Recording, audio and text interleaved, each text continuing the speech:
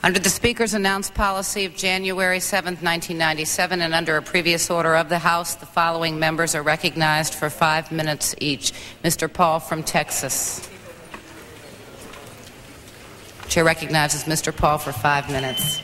Thank you, Madam Speaker, and I ask unanimous consent to revise and extend my remarks. Without objection, so ordered.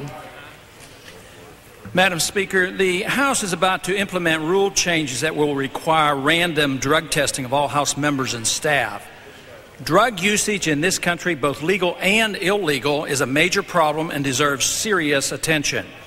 However, the proposal to test randomly individuals as a method to cut down on drug usage is ill-advised and should not be done. The real issue here is not drugs, but rather the issues of privacy, due process, probable cause, and the Fourth Amendment.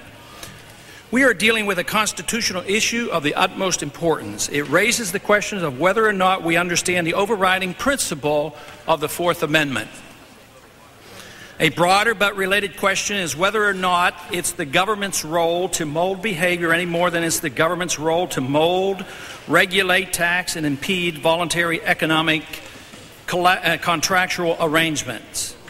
No one advocates prior restraint to regulate journalistic expression, even though great harm has come over the centuries from the promotion of authoritarian ideas.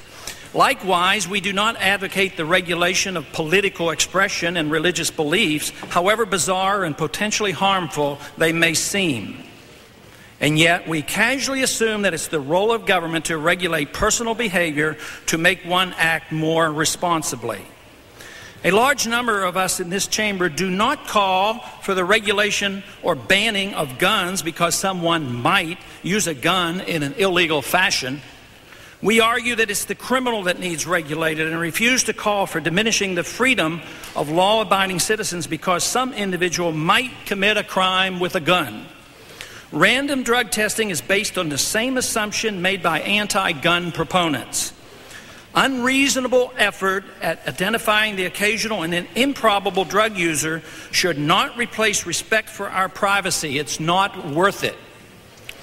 While some members are more interested in regulating economic transactions in order to make a fairer society, there are others here who are more anxious to regulate personal behavior to make a good society.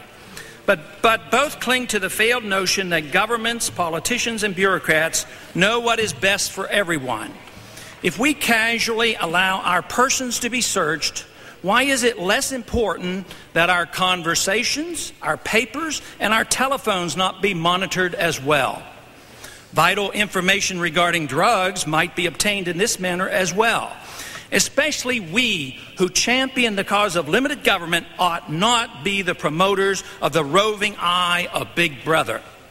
If we embark on this course to check randomly all congressional personnel for possible drug usage, it might be noted that the two most dangerous and destructive drugs in this country are alcohol and nicotine. To not include these in the efforts to do good is inconsistent, to say the least. Unfortunately, the administration is now pursuing an anti-tobacco policy that will be even less successful than the ill-fated federal war on drugs. I have one question for my colleagues. If we have so little respect for our own privacy, our own liberty, and our own innocence, how can we be expected to protect the liberties, the privacy, and the innocence of our constituents for which we have sworn an oath to do? Those promoting these drug testing rules are well motivated, just as are those who promote economic welfare legislation. Members with good intentions attempting to solve social problems perversely use government power and inevitably hurt innocent people while rarely doing anything to prevent the anticipated destructive behavior of a few. It is said that if one has nothing to hide, why object to testing? Because, quite simply, we have something to keep: our freedom, our privacy, and the Fourth Amendment. The only answer to solving problems like this is to encourage purely voluntary drug testing, whereby each individual and each member of the House makes the information available to those who are worried about issues like this. And I yield back the balance of my time. Gentleman yields back the balance of his time.